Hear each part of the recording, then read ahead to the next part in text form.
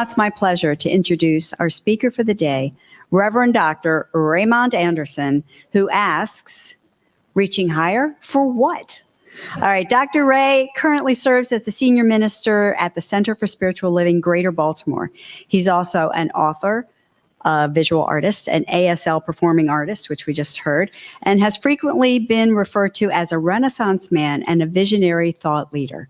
As a lifelong learner with a passion for self-development, personal transformation, transmutation, and transfiguration, he lives his bliss as a teacher, minister, speaker, workshop, seminar facilitator, mentor, father, grandfather, friend, and more. Please help me give a warm welcome to Reverend Dr. Raymont Anderson.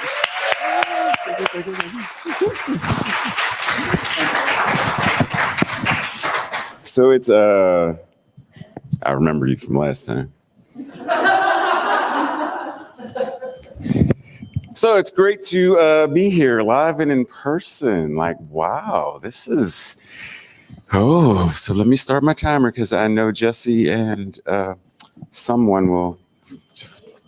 So, how's everybody doing today? Okay, come on now. How's everybody doing today? I mean, you just heard, so amazing meditation, amazing prayer, amazing stuff going on in the community. Like, come on now, come on. How is everyone doing today? Recognizing that you are the infinite showing up in human form, how are you today? So today we're talking about this idea of reaching higher, right? And we do it for a lot of reasons. But there's nothing higher to reach for. Pause and breathe and take that in. How many of you love someone? Thank you, because I got ready to say, how high do you have to reach to access the love that you feel for whomever you love? Do you say wait, Dr. Lisa, what? Oh, it's already there, right? You don't have to reach for it. So same thing. How many of us are breathing at this present moment? Thank you. How high do you have to reach for that breath? In fact, when we're talking about grounding, which is down, and anchoring, which is down, we breathe more mindfully, but we don't reach for it. We're not chasing to get to it. And yet, when we're talking about this thing called higher self, God, source, spirit, a world that works for all, we must reach diligently for that which is, like even the thing that I wrote, that Dr. Lisa read about, I will lift my eyes to the hills.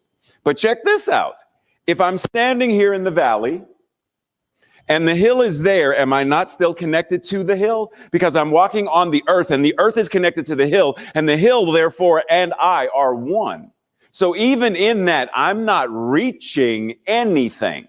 Because even if I lift my eyes, am I straining for my, okay, eyes, reach for the light.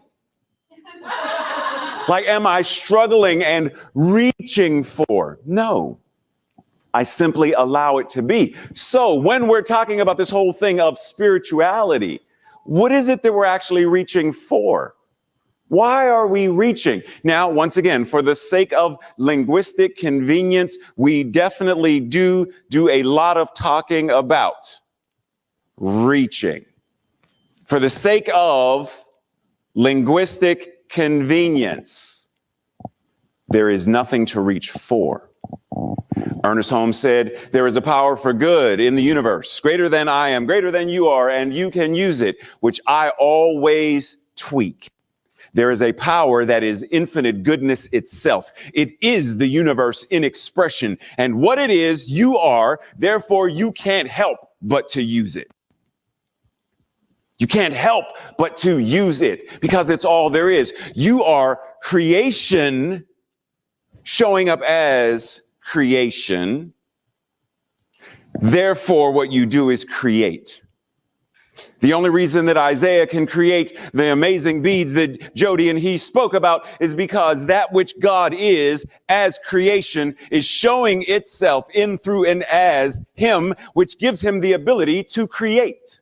The only reason Felicia can do the amazing thing that she does is because that which God is showing up in, through, and as her is expressing this amazing power called creativity and creation. Every single one of us, whether it is a meditation and prayer, is that not creation? So Jody, that which God is, infinitely engaging in the practice. The amazing group. Didn't you love the group of Dr. Lisa and those folks? They looked like they was having so much fun. Couldn't even tell what they was creating, but they was like, we having fun.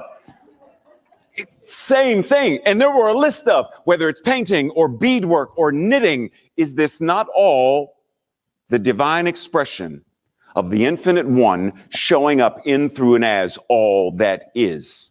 So what are we reaching for? Well, ultimately, it boils down to this idea that there is God and there's me. And we've been conditioned to this idea that what God is, he is way up there and I'm way down here. And I need to do something different to be able to reach him. So I pray diligently, dear Lord God, please reach down and lift me up, God. Like, that's the idea that we still have in many ways, we still carry because it is deeply ingrained in our culture. It's deeply ingrained in us. So there are moments when we will say something that I don't really mean that, but because it's programmed into us, we slip up and say things. One day, if look, for example, when we talk about cosmic 2x4, how many of us that we do or we says, I was doing such and such and the universe and set me on the right path. How is that any different than an anthropomorphic God who is punishing you saying, oh, no, Jody, I told you to take a left. Why are you taking a right? Okay, I'm going. Like, why is that any different? You're changing the name, but it's the same paradigm, same consciousness of an anthropomorphic force that is watching you saying, Jesse, what are you doing? What are you doing? No, over here. Tracy, hey, Tracy, move over here back where I told you to put the red sticker on. How is that any different? But the idea is if there is only one power and one presence, that is everything. As Voltaire said, God is a circle whose circumference is nowhere and whose center is everywhere, then everywhere we are, it is. Everything that we are, it is. It does not matter because there is only what it is showing up as us. There is only God, and it is incarnating itself as you. Breathe, because that's a challenging thing for us to oftentimes take in. Why?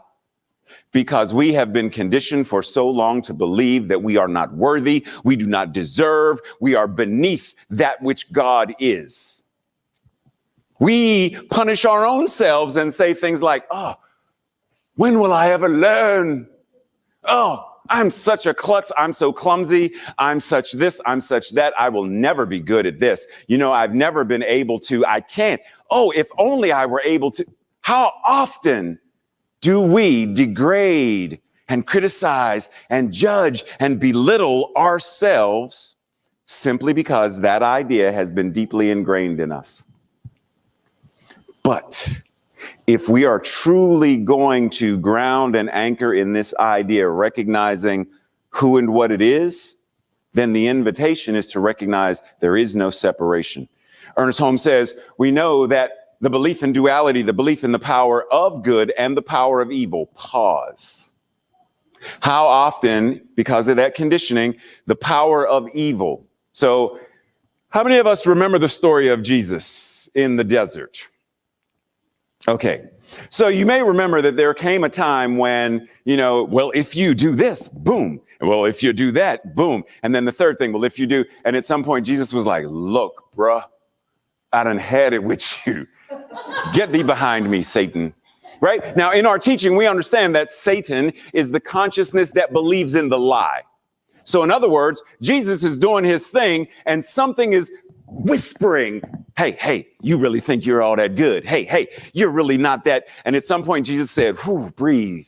That which is a lie, get behind me. You will not be the guiding force that is moving me forward. I am going in this direction, not in this direction. So I release anything that is untrue about myself. There is no power of evil. There is no anthropomorphic. Now, people have asked, well, why is Ernest Holmes saying this? Keep in mind the audience to which he was speaking. He was speaking to a predominantly white male audience, who were coming to him from Christian backgrounds. And he's letting them know, I know you believe in the devil, and I am telling you that it is this belief in a power, good, and a power, evil, that is contributing to the destruction of humanity. Let go of this idea that there is a power for evil. Now, that doesn't mean that humans will not make choices that are not life affirming, but it means there is nothing that's saying, the old image of the angel on one shoulder and the devil on the other. It doesn't exist. So it's time for us to surrender this idea of duality, even though for linguistic convenience we do it. But when we are referencing this, when we are talking about God and oneness and knowing this divine power and presence, there is only one. And it is infinitely showing up in, through, and as us. When I love, and you love, and you love, and you love, there is only one power, that is love itself. And the reason that we can engage in that and feel it and participate in it, because it's what we are. Love is, capital L love, is another name for the divine. It's all there is. It's all there is. So when we feel it, it is spirit giving itself the space and grace to be what it is. Now, like I said, for linguistic convenience, we do this. It's either hot, cold, young, old, good, bad, blah, blah, blah, pretty, ugly, tall, short. Like, we do this with so many things. Why? Like, why do we, there is infinite oneness, all there is? No, there's not. There is infinite unity. No, there's not. Look, man. There's hot and cold, good, bad. What are you talking about? I'm talking about there is only that which God is. How can you say that when you see such horrendous things in the world? Let's have a conversation about the consciousness that is creating these situations, rather than easily bypass it by separating and making it this or that. Anchor into, for example, when we reference things that are positive, we typically reference things that are good, right? And when we reference things that are negative, we typically reference things that are not good. In other words, bad. But as Jody mentioned, yin yang, positive energy, negative energy. The negative energy is God. The negative energy is the intuition. It is the divine feminine. It is the power to, it is the darkness. It is the power to create. But when we label and make it so clear cut, don't think so negatively. Rather than people ask me, well, Dr. Ray, such and that's like, no. I engage in negative thinking at least 3 times a day.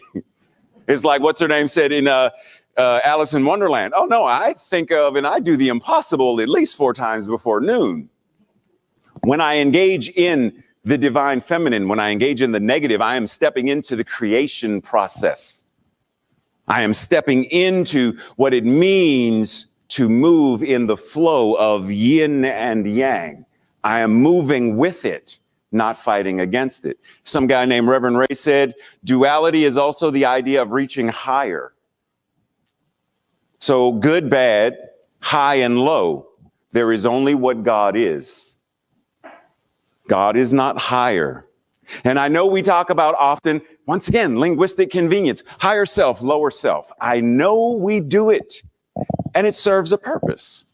But there is also that, let me anchor and ground and recognize what is the truth behind these words. There is only infinite oneness. That's all there is.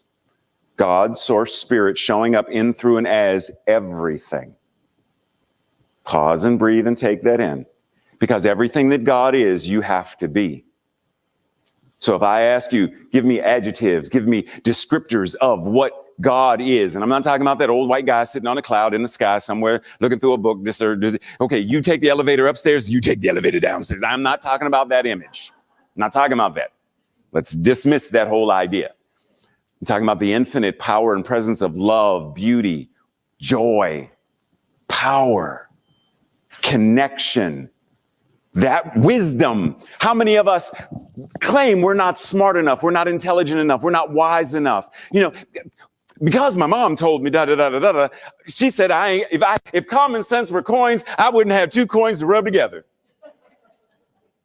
Like, how often do we do that? If God is infinite intelligence and it is showing up in, through, and as me, then the truth of my being is infinite intelligence in human form. What changes in our lives when we connect to that? Ernest Holmes said, I changed the italicized stuff. It's my change. Don't tell anybody. If we speak from the point of view of the Spirit, there can be no opposition to it. It is only when we completely abandon the human will, and recognize the pure essence of spiritual principle embodied in us that our thinking rises above. Once again, linguistic convenience. My remix, not if. When we speak from the point of view of the Spirit, there can be no opposition to it. It is only when we completely integrate and utilize the human will. Because see, we act like the human will is somehow separate, different from God. If there's only God, then the human will is somehow an expression of it. The ego, it's not like, I'm the ego. I've separated myself from God. There is God and there is me. There is only that which God is. So the ego is also, but the thing is, we don't use it like a tool for our benefit. We let it use us. Human will, as it is meant to be used, and recognize the pure essence of spiritual principle embodied in, through, and as us. That our thinking is a conscious activity that collaborates with the belief in duality. Every time you give somebody a hug, you're collaborating with duality, because there's only God. But the moment I see you, I see you. That's separation. That's duality. But the moment I say, let us embrace, I am cooperating and What, say your name again? Oh, Jody, nice to meet you.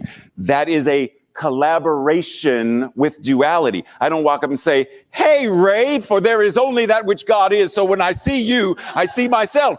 Ray, could you tell me? And Jody's like, but I'm not Ray. You're Ray. No, you are God. We are one. I am Jody. Oh, I like that.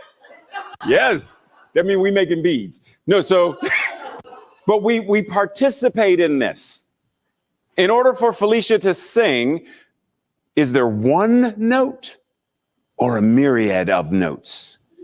And the notes are separated by space. Because if there was only one note and there was no space between the note, then there would be no song, there would be no music. So you need the space, even though there is no space.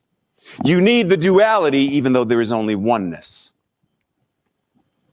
Catch my drift. So we learn how to cooperate with it, use it for the highest good. So how do we rise above this whole idea?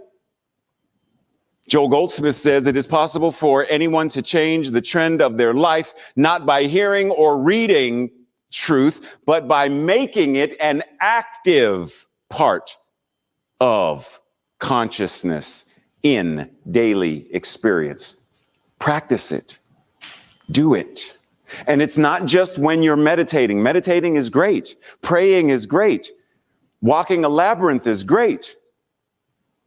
But if you're God, is that not, when Felicia sings, is that not a spiritual practice? Yes. Is what Jesse is doing right now, is that not? It's God touching keys, which are God, sending a vibratory broadcast through the ethers, which is also God. How is that not a spiritual practice? If that's the case, then what could we possibly do that is not a spiritual practice? Everything. Question is, are we doing so from the awareness, knowing that in the same way, when Jody is doing one activity versus meditation, Jody invites us into the space of, right? But when you're a practitioner, that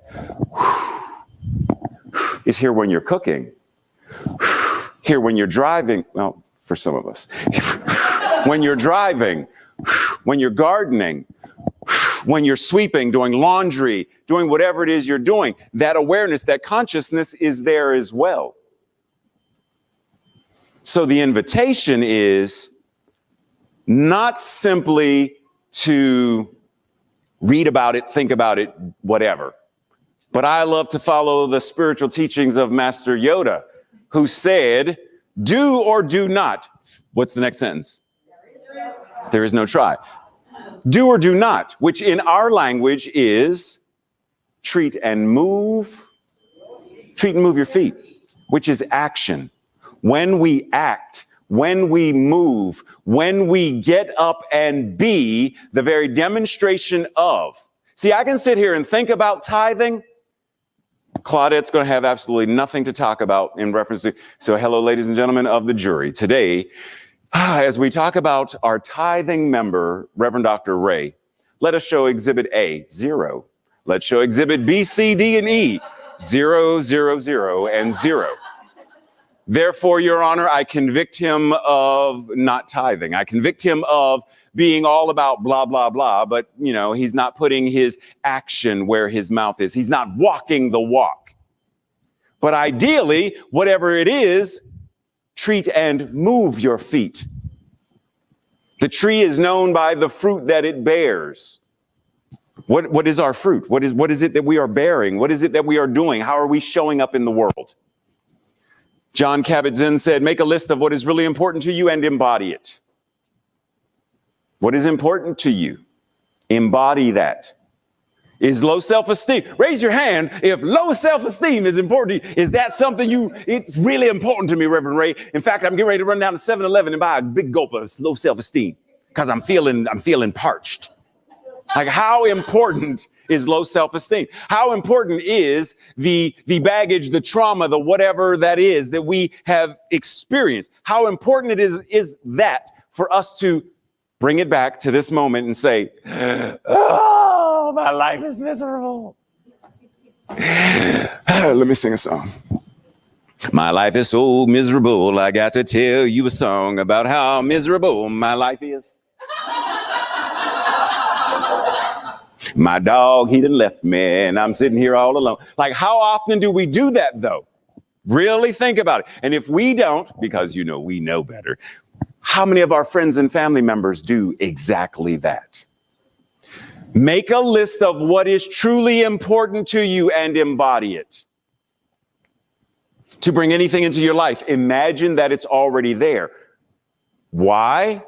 Because, as Neville Goddard said, and he recognized imagination as God, all things are made by your imagination, for without imagining, nothing is made.